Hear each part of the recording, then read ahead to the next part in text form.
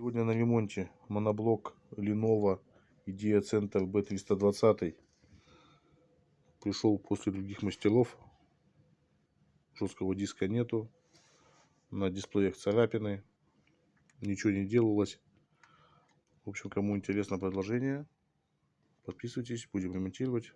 Замеры делать на шимках, на ключах, фаза питания, блок питания.